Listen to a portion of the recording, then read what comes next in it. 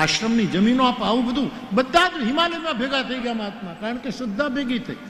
પછી કોઈ ટક્યા નહીં, કારણ કે ટાઢમાં રહેવું કેમ, ઉનાળામાં જાય પછી નીકળી જાય, ઉનાળામાં જાય અને પછી ઉનાળામાં ત્યારે ને પછી આ બાજુ આવે. બાકી પ્લોટ ક્યાં આપેલા.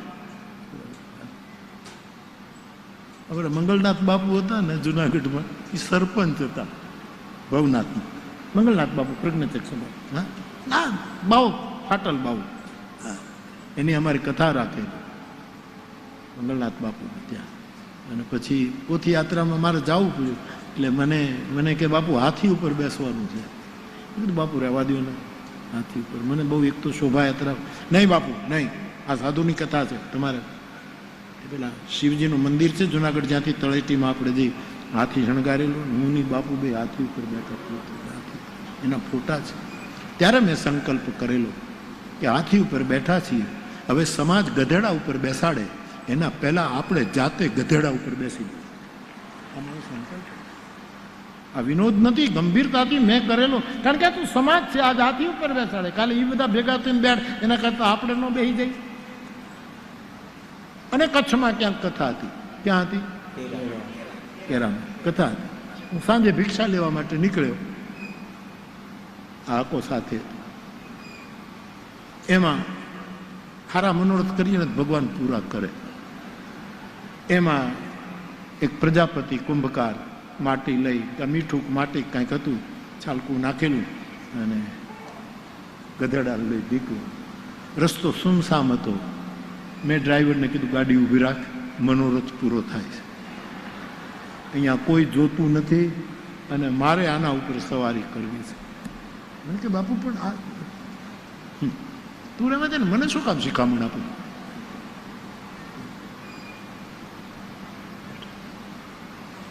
ગધેડો જરાક આમ તંદુરસ્ત, મને જરા ચડવામાં તકલીફ પડે, કેમ મારે ચડવું. લેંઘો પહેર્યો હોય તો એકદમ ચડી જવાય.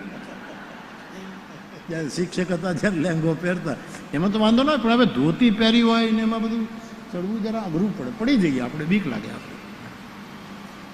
એટલે આ હકો ટેબલ થયો. આ 4 પજેતા આણે ઘણા સત્કર્મો કર્યા છે. આ માણસે બહુ સત્કર્મો કર્યા. એક તો શરીરનું મોટું અને આમ થયો એટલે મારે બહુ સરળ થઈ ગયું. મને કે મારી પીઠ ઉપર હાથ મૂકી, માથું પગ મૂકીને તમે ચડી જાઓ. છાતી ઉપર પગ મૂકીને ચડ્યો તો તારો ધર્મ વધી જાત, કારણ કે ધર્મનો જન્મ છાતીમાંથી થયો છે, પીઠમાંથી અધર્મનો જન્મ થયો છે. પણ એણે મને મદદ કરી. એ મંગળદાસ બાપુ, મંગળનાથજી બાપુ સરપંચ હતા, એટલે કોઈ સાધુ સંત જાય ને મારે આશ્રમ કરવો છે, એટલે એ બાપુ એમ કહેતા તને અંદર 3 કિલોમીટર જુનાગઢના જંગલમાં, નહીં બાપુ રોડ ઉપર, તો કે તારે આશ્રમ કરવો છે કે દુકાન કરવી છે. હિમાચલ એ બધાને આશ્રમ માટે જગ્યાઓ આપી છે. તમે અહીંયા રહો, સાધુને બોલાવવા ન પડે. શ્રદ્ધા જે દિવસે મારા અને તમારા જીવનમાં જન્મશે, સાધુડા વગર આમંત્રણે આપણે ત્યાં આવીને ઉભા રહે. અને એ શ્રેણીમાં એકવાર દેવર્ષિ નારદ વીણા વગાડતા વગાડતા હિમાલયને ઘરે આવ્યા છે. તુલસીદાસજી લખે છે નારદજી પધાર્યા છે. હિમાલયે સ્વાગત કર્યું, પૂજા કરી. બાપજી બહુ દયા કરી આપે. પોતાની દીકરી પાર્વતીને, ઉમાને પગે લગાડી. નારદજી આશીર્વાદ, મહારાજ મારે ઘરે દીકરીનો જન્મ થયો, આપ દેવર્ષિ પરમાત્માની સાક્ષાત વિભૂતિ પધાર્યા છો, આ દીકરીનો પ્રતાપ છે કે તમે મારે ત્યાં આવ્યા છો.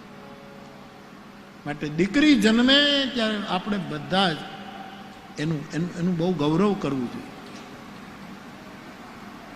હું વારંવાર કહું છું, ભગવાન કૃષ્ણની ભગવદ્ ગીતામાં વિભૂતિ યોગ છે. એ વિભૂતિ યોગમાં આનામાં આ હું છું, આનામાં આ હું છું, આપ સૌ જાણો. પણ જ્યારે સ્ત્રીની વાત આવી ત્યારે કહ્યું સ્ત્રીઓમાં મારી એક વિભૂતિ નથી, 7 પ્રકારની વિભૂતિ છે. એમ દીકરી જન્મે તો સમજવાનું મારે ઘરે 7 પ્રકારની વિભૂતિએ જન્મ લીધો. કીર્તિ, શ્રી, વાક, ચ નારીણામ, સ્મૃતિ, ધૃતિ, ક્ષમા, આ ગીતાનો પાઠ છે. 7 પ્રકારની વિભૂતિઓનો જન્મ એક દીકરી જન્મે ત્યારે થાય. નારદજીને પગે લગાડ્યા છે અને પછી હિમાલયે પ્રાર્થના કરી, ભગવાન આપ ત્રિકાલજ્ઞ છો, સર્વજ્ઞ છો, આપની બધી જ જગ્યાએ ગતિ છે અને એ ગતિ પણ અવ્યાહત ગતિ, તમને કોઈ રોકી ન શકે એવી તમે વિભૂતિ છો. મારી દીકરીના હાથની રેખા જોઈને બતાવો ને કે એના હાથમાં કેટલી રેખા સારી છે, શું છે? કહો હું સુતા કે દોષ ગુણ મુનિવર કહો વિચાર. આપ વિચાર કરીને મને બતાવો. તુલસીદાસજી વિચાર શબ્દને બહુ પકડે. વિચારીને કહેજો, વિચાર કરીને કહેજો. આ વિચારને એટલું બધું મહત્વ તુલસીએ આપ્યું છે. અને નારદજીએ નામકરણ કર્યું કે આપની પુત્રીના ઘણા નામ છે. આમ તો દુર્ગાના 1000 નામ છે. આપણે રાજેશ મિસ્કિન સાહેબ, રાજેશ વ્યાસ, એ તો નવનીત સમર્પણમાં એ 1000 નામનું એનું ક્રમશઃ લખતા હતા. દુર્ગાના 1000 નામ છે સાહેબ. જેમ વિષ્ણુના 1000 નામ, એમ મા ભગવતી, પરાંબા, ભુવનેશ્વરી, એના પણ 1000 નામ છે. આના ઘણા નામ છે રાજન.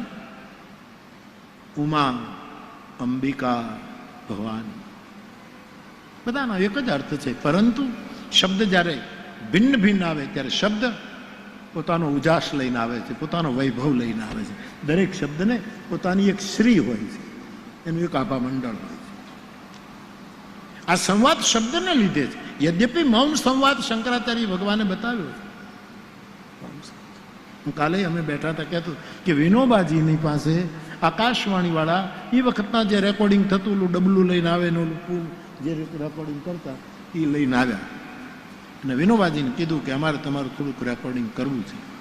વિનોબાજી કીધું કે તો હું કરાવું, પણ તમે મારા શબ્દોનું રેકોર્ડિંગ કરી શકશો, મારા મૌનનું શું કરશો? મૌનનું કેમ રેકોર્ડ કરશો?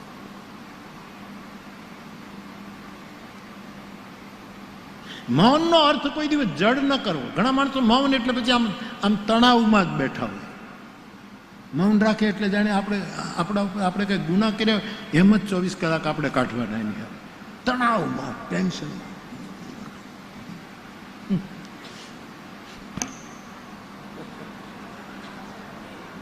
ચા બનાવે અને આપણે ન સમજીએ તો ખીજાય એની આંગળીઓ ધ્રુજે. તે શું કામ રાખ્યું આ મૌન? તું રહેવા દે ને, આટલો બધો ઉત્પાત મારે છે. ભગવાન બુદ્ધ કહે છે મૌનની વ્યાખ્યા, જ્યાં શાંતિ નૃત્ય કરતી હોય એનું નામ. આથી મોટી વ્યાખ્યા મૌન. મૌન એટલે જડતા નહીં. એક સાધુ પુરુષ મૌન બેઠો હોય ત્યારે આપણને એમ થાય કે શાંતિ અને એક સત્વ શુદ્ધ ઉર્જા નૃત્ય કરે છે. આજે બુદ્ધની વ્યાખ્યા છે, એનું નામ મૌન છે. તો શબ્દ જ્યારે આવે છે ત્યારે એનો એક વૈભવ હોય છે, એનું એક ઐશ્વર્ય હોય છે. આપણે આપ દીકરી તરીકે, અને તમારી દીકરી તરીકે એનું નામ ઉમા છે. શિવની અર્ધાંગીની તરીકે એનું નામ ભવાની છે. ભવાની શંકરૌ વંદે. પત્ની તરીકે ભવાની છે અને જગતની માતા તરીકે અંબા છે. અંબા એટલે માં, અંબે એટલે માં, અંબિકા. ઉમા, અંબિકા, ભવાની આવા નામ રાખ્યા છે. તમારી દીકરી, માતા પિતા તમને બહુ જ ગૌરવ આપશે. હિમાલય, આ તમારી દીકરીના મંદિરો બંધાશે, એની નવરાત્રિઓ ઉજવાશે. જે સ્ત્રી તમારી દીકરીના પાતિવ્રત્ય ધર્મનો આશ્રય કરશે એના સુહાગ અખંડ રહેશે. અને પતિવ્રતા ધર્મની તલવારની ધારા ઉપર સામાન્ય સ્ત્રી પણ ચાલી શકશે, જે આ તમારી દીકરીનો આશ્રય કરશે.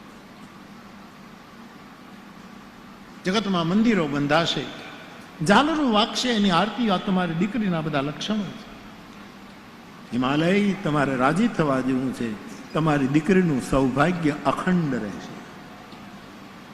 હિમાલય બહુ રાજી થયા, મૈના મહારાણી બહુ રાજી થયા. અને પછી ધીરે રહીને નારદજીએ કહ્યું કે હવે થોડીક રેખા આપણને ન ગમે એવી પણ હાથમાં છે, એ હું તમને બતાવી દઉં. મહારાજ જલ્દી બતાવો કઈ છે કે તમારી દીકરી બધી જ રીતે મહાન છે, પરંતુ એને પતિ કેવો મળશે, વર કેવો મળશે, એ રેખા જરા બરાબર નથી. અને કોઈ પણ મા બાપને દીકરી માટે ઘર અને વર એ બેનું બહુ મહત્વ છે. કેવો વર મળશે. અને હવે નારદજી આ પાર્વતીને કેવો પતિ મળશે એનું ચોપાઈઓમાં વર્ણન કરે છે. હલો,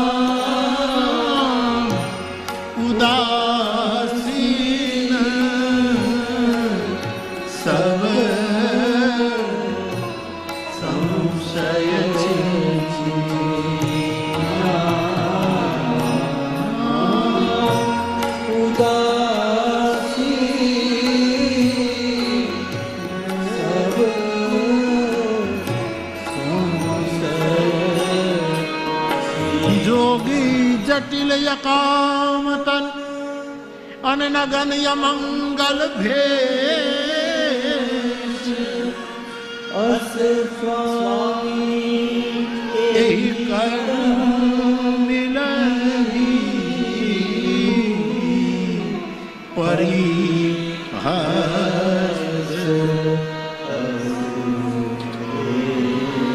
નગાધીરાજ હિમાલય તમારી દીકરીને કેવો પતિ મળશે? પહેલું અગુણ, જેનામાં કોઈ ગુણ નહીં હોય. હવે કોણ બાપ દીકરી આપે આવા વરરાજ? એનામાં કોઈ ગુણ જ ન હોય. પણ બે અર્થ, તમારી દીકરીને પતિ એવો મળશે જે ખાલી સગુણ નહીં હોય, નિર્ગુણ પણ હશે.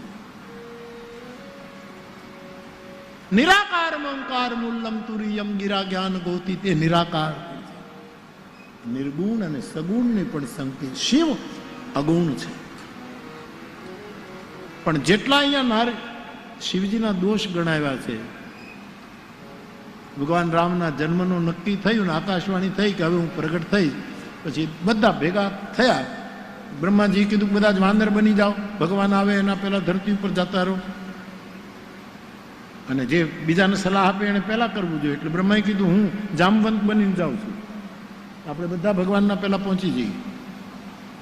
શંકર ભગવાન બેઠા હતા, એને કીધું તો પિતામાં હું હનુમાન બનીને જાઉં છું. હનુમાન બની તો પછી હાલો. હનુમાનજી કહ્યું 1 મિનિટ. હા, શિવજી કહ્યું 1 મિનિટ. કેમ? હું ઘરે પૂછી લઉં. કોને નિર્ણય કર્યો? કોને પૂછીને તમે આ નિર્ણય કર્યો? કોને પૂછીને વેહ કાઢ્યો? મને પૂછવું તો જોઈએ. એટલે પાર્વતીને પૂછવા ગયા કે દેવી મારે વાનર બનવું છે. હનુમાન કે શું કામ? કે અત્યાર સુધી હું અગુણ હતો, પણ જ્યારે હનુમાન બનીશ ત્યારે સકલ ગુણ નિધાનમ, બધા જ ગુણોનો ભંડાર, મારા બધા જ દોષ છે ગુણમાં પરિવર્તન. એક એક શબ્દ મહત્વનો છે. શબ્દ બ્રહ્મથી ભરપૂર રામચરિતમાનસ. એક આકાશ છે મારું રામચરિતમાનસ, એમાં શબ્દના નક્ષત્રો ઝલકી રહ્યા છે, ચમકારક. અને આજ સુધી એક તારો ખર્યો નહીં. સાહેબ, નક્ષત્રો ખરતા આપણે ગામડામાં જોઈએ છીએ, તારા પડી જાય. આવું એક આકાશ રામચરિતમાનસ નભમંડળ છે. નભમંડળ.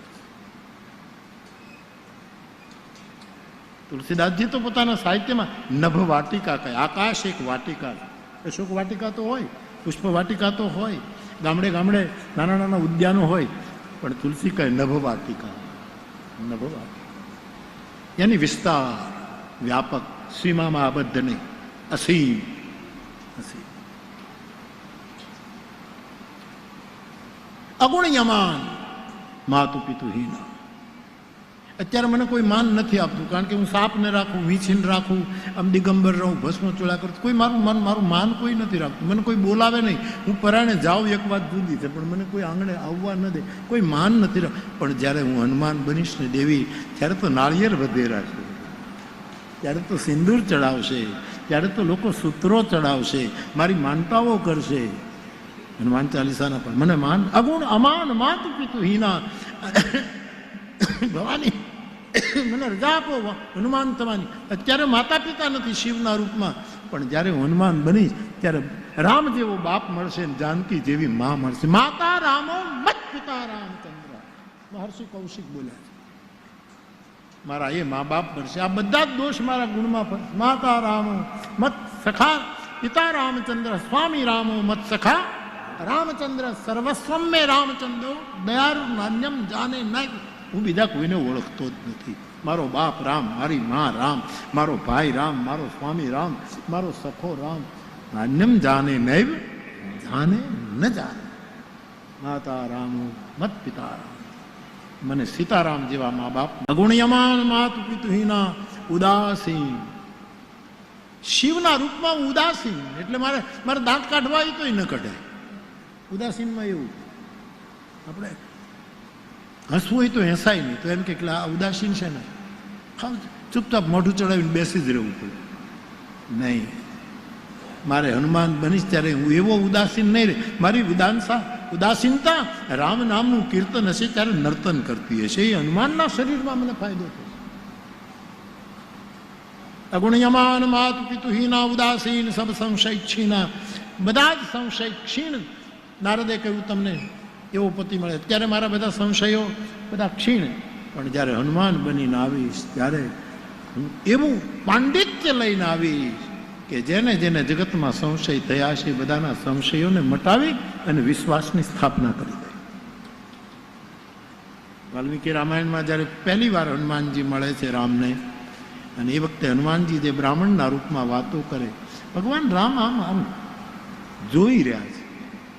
લક્ષ્મણજીને થયું કે મારો પ્રભુ આટલી તન્મયતાથી કોઈને સાંભળે નહીં. આદર બધાને આપે, શીલ બધાને આપે, દાદ બધાને આપે, પણ આટલી તન્મયતા હું પહેલી વાર જોઉં છું. પ્રભુને પૂછ્યું કે ભગવાન આ બ્રાહ્મણ દેવતા બોલે છે એમાં આપ આટલા બધા. કે લક્ષ્મણ એક વાત કહું, મેં મારી જિંદગીમાં આવો વિદ્વાન બ્રાહ્મણ નથી જોયું. આજે બોલે છે અને છંદનું કેટલું જ્ઞાન છે, અને વ્યાકરણ શુદ્ધિ અને શબ્દ શુદ્ધિ કેટલી છે. આ વેદ ભણેલો છે અને સંહિતાઓને કંઠસ્થ કરી છે. આવું વૈદુષ્ય મેં. એટલે હું કંઈક વચ્ચે બોલીશ તો આ બોલતો બંધ થઈ જશે. એ એવું બોલે છે કે મને સીતાનો વિયોગ ભૂલાઈ જાય છે, મને પીડા ભૂલાય. માણસની વાણી શું કામ કરે, બ્રહ્મને પણ સુખી કરી દે. એને બોલવા દો, એના બોલવા દો. ઉદાસીન સબ સંશય ક્ષીણા જોગી. નારદજીએ કહ્યું તમારી દીકરીને પતિ જોગી મળશે, જોગી મળશે. અને હનુમાનજી જેવો વૈરાગી કોણ? વૈરાગ્યનું ઘનીભૂત રૂપ તુલસીદાસજી. જોગી જટિલ. તમારી દીકરીને પતિ મળશે જે જટાજૂટ હશે, જટાધારી હશે. આ બધા જે અવગુણો અહીંયા બતાવ્યા એ હનુમાનના સ્વરૂપમાં ગુણોમાં પરિવર્તિત થયા. દૂષણ ભૂષણ બની ગયા. દૂષણ વે ભૂષણ સરીસ. તુલસી કહે ઘણી વખત એવી ચમત્કાર થાય છે કે આપણા દૂષણો ભૂષણ બની જતા હોય. તમારી દીકરીને જોગી મળશે. હવે લગ્ન કરે તો કાંઈ જોગી પતિ થોડો હાલે ભોગી હોવો જોઈએ ને, થોડોક સંસારમાં રસ લેતો હોવો જોઈએ. આ તો જોગી એ તો કેમ ચાલે? કોઈ એમ કહે કે ભાઈ માંગુ નાખવું છે, પણ છોકરો જોગી છે તો એમ કહે કે રહેવા દો જોગી. જોગી ભલે રહ્યો, સીધી વાત છે. જટિલ. તમારી દીકરીને પતિ એ જટા રાખતો હશે, જટા જૂઠ. કોઈ દીકરી આપે આટલી જટા રાખીને ભસ્મ નાખીને આટી ઉપાડી પાડીને કોઈ આવે મારે પરણવું છે, કોઈ આપે? જટા કાપી નાખે. જટિલ અકામ મન. તમારી દીકરીને એવો પતિ મળશે જેનામાં કામના જ ન હોય. માફ કરજો, લગ્ન એ કામ પર્વ ગણાયું છે શાસ્ત્રમાં. શાદી એ કામ પર્વ ગણાય. એમાં તમે નિષ્કામ બની જાઓ તો તમારે પરણવું જ ન જોઈએ. આ દેવતાઓ દુઃખી છે અને દેવતાઓને દુઃખમાંથી મુક્ત કરવા માટે કાર્તિકેયનો જન્મ કરવાનો છે, એટલે શિવજીને પરણાવવા પડશે. અકામતા. અહીંયા નિષ્કામતા ન ચાલે.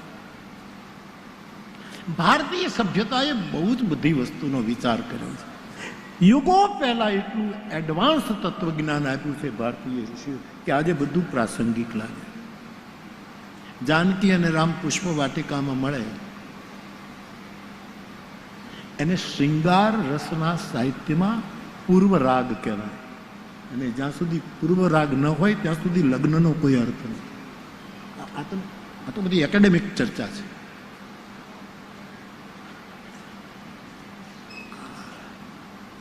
આને ખાધું, આને પીધું, આમાં હુતા, આમાં જાગ્યા, એટલે પછી વિદ્વાનોની સાથે પૂર્વ રાગ. કૃષ્ણના જીવનમાં પણ પૂર્વ રાગ છે ને રામના જીવનમાં. અને સાઉથમાં જેટલા મહાપુરુષો એ સંસ્કૃત રામ એમાં રામનો અને સીતાનો જે પૂર્વ રાગ બતાવ્યો છે. ઘણી વખત આપણને એમ થાય કે તુલસીએ બહુ સારું કામ કર્યું, જે એડિટ કર્યું છે, ઓહો, જે સંપાદન કર્યું છે. દક્ષિણના મહાસંતો એ વખતે એમાં કોઈને બીજું ભગવાન કૃષ્ણના શ્રૃંગાર રસ કરતા દક્ષિણ રામાયણોમાં મેં 85 રામાયણનું લિસ્ટ તમને મારે 100 સુધી પહોંચવું છે. એમાં રાજેશભાઈ જે રામના વિહારનું વર્ણન છે, ક્યારેક હું અટકી જાઉં છું કે નહીં નહીં નહીં નહીં નહીં નહીં, આપણને એવું લાગે એનો સીતાજીને તુલસી કેટલી મર્યાદા રાખીને બોલે. એ આચાર્યો ખોટા છે એમ ન કહે, પણ એક બાર સુની કુસુમ કુસુમ ચુહાએ નિજ કર ભૂષણ રામ બનાય. એકાંત મળે ત્યારે તુલસી કહે ફૂલ તોડીને સીતાજીને. એમાં એવું નથી, ત્યાં તો એટલો બધો પ્રણય છે સાહેબ, એટલું બધું. જાનકી સાથેનો એમનો પ્રણય, જાનકીની સખીઓ. રાસ તો મેં વચ્ચે આપને કહી ગયો કે રાસ તો કૃષ્ણનો રાસ ન હોય એટલો. એનો અર્થ એમ કરી જાય કે કૃષ્ણ અવતારમાં રાસ લીલા કરવી હતી ને એટલે એનું રિહર્સલ રામ અવતારમાં હતું, મંચન કરવાનું હતું કૃષ્ણ અવતાર.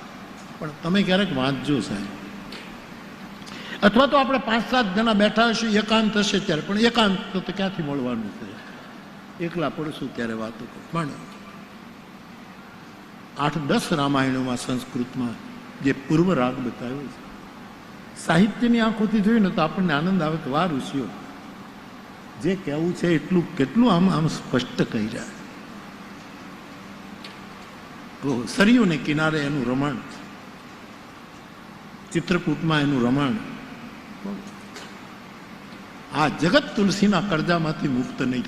એક ઉત્તર પ્રદેશનો બાવો એવો નીકળ્યો, આ દક્ષિણના બધા જ આચાર્યોને પગે લાગીને એને એવું રામચરિત માનસ કે રામનું દિવ્યતા પણ ટકાવી અને છતાંય સાથે સાથે મર્યાદા અને શીલનું સ્થાપન કરી દીધું કે આ લકીરથી બહાર ન નીકળાય, આમાંથી બહાર ન નીકળાય. આ ન હોત તો ખબર નહીં આ ગ્રંથોએ આપણને ક્યાં પહોંચાડ્યા. પણ એક એવું સંપાદન, નવમી ભૌમ વાર મધુમાસા અને અવધપુરી ચરિત પ્રકાશા, એવો આ ગ્રંથ આપણી પાસે આવ્યો. એટલે હું રામાયણ ગાઉં એટલા માટે નહીં, પણ અને છતાંય મૂળ વસ્તુ પુષ્પ વાટિકામાં પૂર્વ રાગ લાવીને હોય. આજના છોકરા છોકરી લગ્ન કરે એના પહેલા એકાબીજા મળે, એકાબીજાને ઓળખે. મર્યાદા ન તૂટવી જોઈએ, પણ પૂર્વ રાગ જરૂરી છે. પછી મા બાપની આજ્ઞા લઈને પરણવાનું. સીતાને રામ પુષ્પ વાટિકામાં મળ્યા, પૂર્વ રાગ. રામ સીતાજીને સમર્પિત થયા, સીતા રામને સમર્પિત થયા, કોઈ વાતચીત થઈ નહીં, મનોમન એકબીજાને. આ લીલા છે, એ તો બંને એક જ છે, પણ આ પૂર્વ રાગમાં એકાબીજાને સમર્પિત થઈ ગયા, એ પુષ્પ વાટિકાનું. અને છતાંય મા બાપની આજ્ઞા વગર જરાય આગળ ન વધ્યા. પછી ગમે તેમ લઈને નીકળી ન જવાય બસમાં, માતા પિતાની આજ્ઞા. આપ મને કહેશો કે તો રામજીએ પિતાજીને પૂછ્યું હતું કે મારે સીતા સાથે?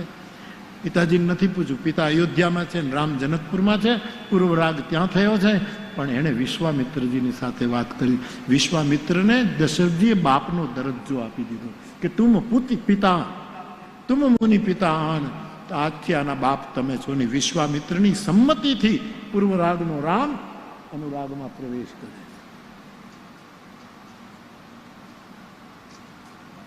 અને જાનકીજી થોડુંક થોડુંક મોડું થયું. સખીઓની સાથે માં દુર્ગાની પૂજા કરીને સુનૈના પાસે ગયા. હૃદય ખોલીને કહી દીધું, માં અયોધ્યાના રાજકુમાર આવ્યા હતા. આ સખીએ મને કહ્યું કે બંને સુંદર. અમે એને જરાક જોવામાં રહ્યા અને માં સમજી જાય ને દીકરી વર્ણન કરે ત્યાં માની મંજૂરી લીધી છે. આ આદર્શ છે. આ આદર્શ રામાયણે સ્થાપિત કર્યો. તમે રામાયણને ન માનો તો પણ રામાયણ તમને મૂકશે નહીં. માટે મોક્ષ છોડવો હોય તો છોડી દેજો, પણ રામકથા નહીં છોડતા. 2-5 હજાર રૂપિયા છોડી દેવા પડે છોડી દેજો. કથાના મંડપે આવો ત્યારે પૈસા આપીને રિક્ષાને છોડી દેજો, પણ રામકથાને ન છોડતા. હું કહું છું એટલા માટે નહીં, આને છોડ્યા પછી આપણા હાથમાં કાંઈ નહીં રહે. અને જે માર્ગે સંસ્કૃતમાં એક કહેવત છે, જે માર્ગે દેવતાઓ જતા ડરે ત્યાં મૂર્ખાઓ દોડતા હોય. આ ઈ દશા છે. જે માર્ગ દેવતાઓનો છે ત્યાં મૂર્ખાઓ ટીકા કરતા હોય છે. રામાયણમાં શું લખ્યું છે? રામ ને સીતા ને એની એ કથા, એના મોરારી બાપુ ને એનો એ માઇક વાળો ને એના એ સંગીત વાળો. આ મૂર્ખાઓ દોડે. જે માર્ગે દેવતાઓ એ દોડવાનું છે. અને ગોંડલમાં મને એવા શ્રોતામાં, મને બધી જગ્યાએ આવા શ્રોતાઓ મળે છે કે પિન ડ્રોપ બેઠા છે.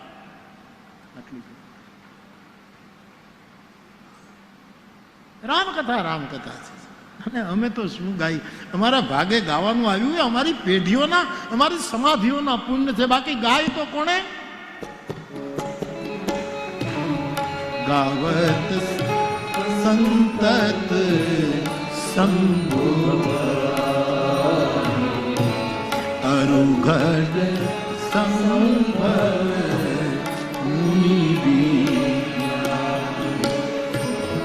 વ્યાસ યાદી કવિ બરજ બઠાની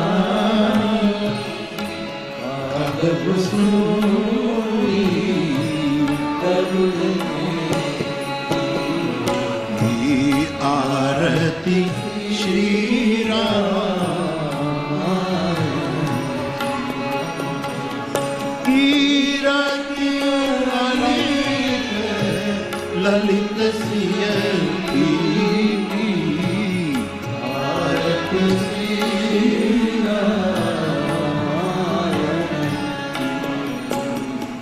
ગાવત બેદ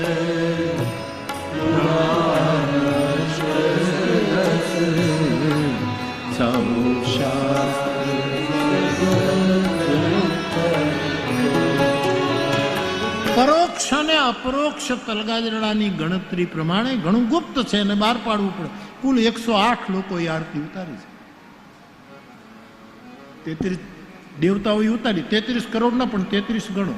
પછી 4 વેદ, પછી 6 શાસ્ત્ર, પછી ઉપનિષદો, પછી શંકર અને પાર્વતીમાં તો આખી દુનિયા આવી જાય. પછી વ્યાસ, વાલ્મીકી, કુંભજ, હનુમાનજી, વાલ્મીક, આ બધાને તમે ગણો તો એક વખત બેઠા બેઠા 108 થાય છે. આ 108 પરમ તત્વોએ રામાયણ ગાયું છે. સાહેબ આપણે શું ગાઈએ?